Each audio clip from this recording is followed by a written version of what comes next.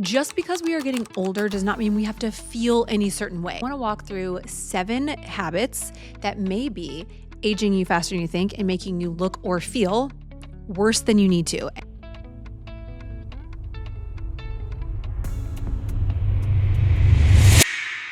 You know what I just don't want to hear? And I don't want to say is like, oh, that's just how I feel because I'm getting older. Or it's just like that because I'm getting older. Like, no. That is not acceptable.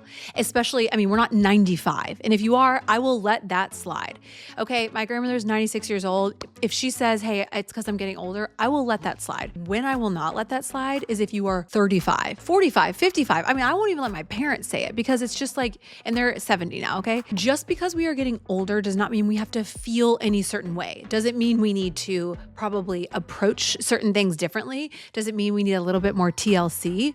Yes. And I'm not saying we shouldn't treat that, but I don't ever want to just accept the fact that like, I'm just tired all the time because I'm getting older. Like, absolutely not. There's so many things we can do. And it's estimated that 50% of aging is, and I think this is like varies all the time, 50% of aging is genetic, 50% is environmental. There's so much that we can do to take care of ourselves so that we can look and feel our best for years and years to come. Daily habits are everything and they don't have to be complicated. So I want to walk through 7 habits that may be aging you faster than you think and making you look or feel worse than you need to. And the good thing is that we can treat all of them. If you're new here, I'm Jordan Harper, board certified nurse practitioner, founder and CEO of Barefaced, a results-driven skincare line rooted around the philosophy, less but better. I'm almost 40. I have 4 kids. I cover things about skincare, running a business, and also just overall wellness and how to look and feel your best, because I'm not going to accept that like aging is going to be a bad thing. No, we are blessed to be able to age. And I want to take care of my body so I can live a long, healthy life with my husband and with my kids. And so these are 7 things that I have seen time and time again people doing that are actually accelerating the aging process. So let's get into it. Before we get into the 7 things, I want to talk about this twin study. And I think it is so impactful. And this is where the estimation really came from, like 50% of aging is genetic versus 50% is environmental. There was this twin study done. And this is incredible because these are twins, right? Like they are probably 99% the same DNA. One smoked, one got more sun exposure. And you can like literally tell the difference how these 2 twins age, I would say, pretty dramatically different, and showing you that like you can control how you feel, how you look, how you present yourself to the world. So I think it's like the most freeing thing ever is just like knowing that we have control of so much of what we choose to do every single day. Okay, number 1 is going to maybe surprise you, but maybe not. Snoring. Mouth breathing. This is actually something I'm incredibly passionate about. One, because addressing mouth breathing for me, my husband, and our kids has been like a profound impact, honestly, on our lives. And if you are noticing snoring, or if someone tells you you snore, or if you wake up and your mouth is dry, your throat is dry, dark circles, you may be a mouth breather, and it might not just be at night. A simple way to treat this at night is with mouth tape. My husband wears mouth tape. My kids my older 2 kids wear mouth tape. I use this mouth tape because I don't want to cover my whole mouth, but I just use this. The other stuff was like really drying to my lips, and so I just stopped liking it. But basically, it's not just about mouth breathing while you're sleeping. Yes, you should be addressing that because you're sleeping and you can just tape your mouth up. It's also about tongue posture. And my husband is an oral and maxillofacial surgeon. He deals with orthognathic cases, which basically is where, because a lot of times people are, if they're mouth breathers, their face will form. And you can see here, like this is an example of a mouth breather versus a nasal breather. The reason I'm saying this is number 1 is because I think this is so instrumental in your overall health. Breathing is fundamental, and nasal breathing is so essential. Like that's truly where everyone should start. And if you walk around the airport, you will see how many people are carrying CPAP machines. That is a problem. Under the age of 12 is really important to address it with kids then, because you still have the chance to like affect the form of their face. So like expansion of the mouth, teaching them how to have proper tongue placement, myofunctional therapy. Anyways, I could go on and on. This is so important in your overall health, and addressing this as early as possible is better, but it's truly never too late to learn how to breathe properly. I feel like I didn't learn how to have proper tongue posture until last year, 2 years ago. Okay, look at this. So look, the tongue should be like this. So do this noise, do this thing. If you look at my face from the side, your tongue should be sticking almost to the roof of your mouth. The tongue is like the retainer for the teeth. So you shouldn't be like sitting here like this. The tongue should be always at rest, should be. And you can even notice some people have really dramatic ones where you'll just see the more sharpness of the jaw because this tongue shouldn't be just hanging out like this. You know, it should be, they call it mewing. You can practice it, but I feel like now I do it naturally, but it does take a little bit of practice. Mouth breathing, just look into it. Like you would be shocked how many people are mouth breathing. You'll just notice it when people are just sitting there. I do this to my twins all the time. But it's something to address with kids, with adults, and it is going to affect so much of your health that I cannot recommend taking ownership of like proper nasal breathing anymore. So the fix for mouth breathing is one, just awareness. Awareness, like, are you a mouth breather? And if you are, you need to address it. Getting proper tongue placement, sleeping with mouth tape if you need to. And then there's something called myofunctional therapy that they have for kids and adults, very impactful. And then the only other thing I would just look into is allergies, because obviously mouth breathing can make you'll wake up and you'll see maybe more dark circles, but you just want to make sure if you do have allergies, one, if you can't breathe through your nose, that's a big problem. But that's just something to look into. If allergens are cause and are forcing you basically to breathe out of your mouth because you can't properly breathe out of your nose. Number 2, this is blood sugar spikes.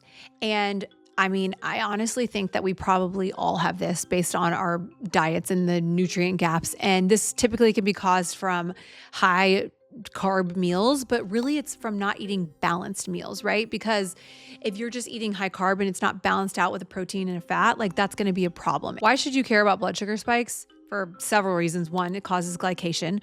Glycation is going to cause stiffened arteries.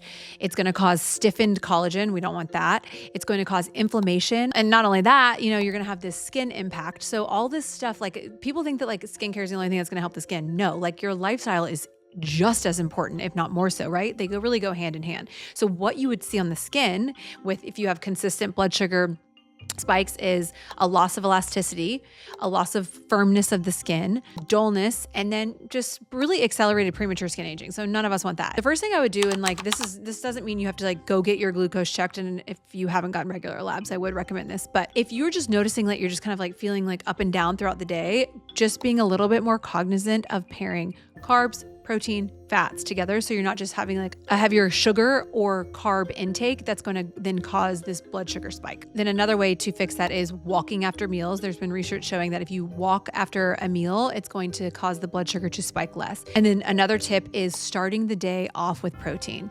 And I see so many people starting the day off with like this heavy sugar coffee.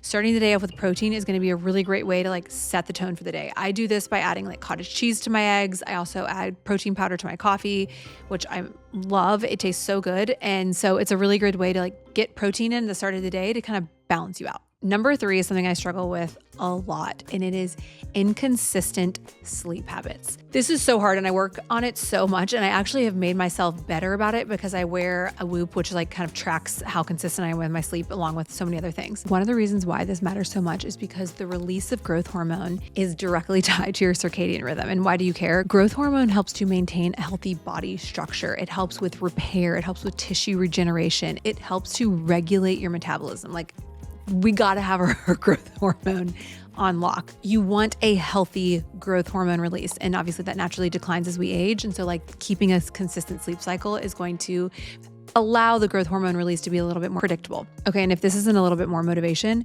there's also been studies shown that people who have inconsistent sleep cycles, their brain is showing an estimated 2 years older than someone who does have a consistent sleep cycle, and their body, their biological age is also around 9 months or older than someone who is getting a consistent sleep cycle. So it is going to rapidly accelerate the aging process. And it's so funny because on my Whoop, it'll tell me like if I start to really have an inconsistent sleep, all of a sudden it'll be like, you're aging at 2 times your rate.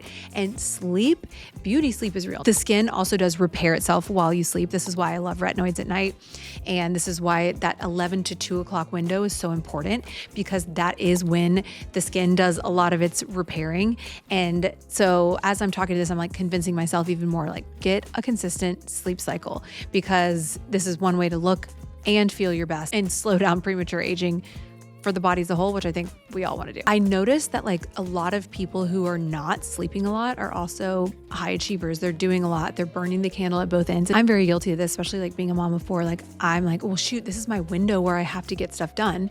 And it's not always predictable for me in the morning because sometimes my kids wake up really early. So I think, oh, I'm going to get an early, work or workout or whatever. And like, that just doesn't always happen because who knows what the night will entail, right? Honestly, like I need these reminders of like how detrimental the lack of sleep and these inconsistent sleep cycles are for our overall health. And I think of like sleep as kind of being like the real luxury now. I think, maybe like 10 years ago, it was like the hustle, the grind, we'll sleep when we're dead. If you rest, you rust, but like that's not true anymore. Like prioritizing sleep is honestly the flex. And so I wear this wearable to like motivate myself to sleep more because I find it like I get competitive with it. I think we're in a new era where it's like, if you can sleep and prioritize sleep, that's the real flex. And I can tell, can't we all? When you are feeling so much sharper, so much better the next day when you actually have good sleep, moms, you feel me.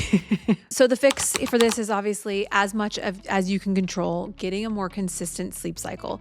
And what I have found, this is my own personal advice, is like in my mind, I'm like, okay, I'm going to go to bed at 9. And so I typically am like, I'm not going to bed at 9. I'm going to bed like at 10 or 10:30. And so I just have to start my wind down a lot earlier than I think. I think in my mind, I can do everything in such a faster bit of time. Like that's simply not true. But I really start my wind down right when I get home from work around 5. I turn my phone on red light. I put my brick on so it starts at 9, so I'm not tempted to get on my phone. I've done a couple things like habit-wise to set it up so it's a little bit easier for me because I'm kind of like more of a night owl. So I've tried to make there's certain things in my environment a lot easier. So then when it's time to go to sleep, fall asleep, it's like I've already set the tone. Number 4 is pretty basic, but I do think it's something that we still tend to neglect: dehydration. And this is just like, there's so many fun drinks out there. Water, and making sure you're hydrating with, like, I would say, in my opinion, everyone should be having and adding electrolytes to their water. Now, it doesn't mean you need to be like adding a scoop every time. You should be intentional about your hydration, and you can actually maximize your hydration by using electrolytes. My favorite kind is Relight. I've used it for years, and I use the unflavored. Like now I'm so locked into salty water. Like I don't even like regular water, but I'm not adding a scoop every time. I have like a thing of water that I make every day that has like a bunch of different stuff in it. I should actually do a YouTube on this because this is quite interesting. But I also am making sure to add like a little bit of electrolytes to my water. I like to do it like a little bit throughout the day. Obviously from a skin standpoint, like skin barrier health depends on hydration. Supporting it with like proper hydration and adequate hydration is essential to like the skin. Sure. People who are saying they're just drinking like lemon water and look this good, like no. But it also just impacts cellular function. And so being properly hydrated, but like throughout the day, that's the way I think for me is like I will make sure I'm always having like a warm water, lemon water in the morning before I consume anything else. And I have moments throughout the day, so I'm not just like having a massive intake. And with the electrolytes, I can tell I've done these like different like urine sticks, and you can tell the hydration level. Electrolytes, even if I drink the same amount of water, regular water without electrolytes, like I'm so much more hydrated. I think that's such a great way to get adequate intake. Just make sure the electrolytes don't have a bunch of sugar. I get sent a bunch of different stuff through PR, and so many electrolytes have added sugar, and it's not necessary. Number 5, and I hope you're not making this mistake: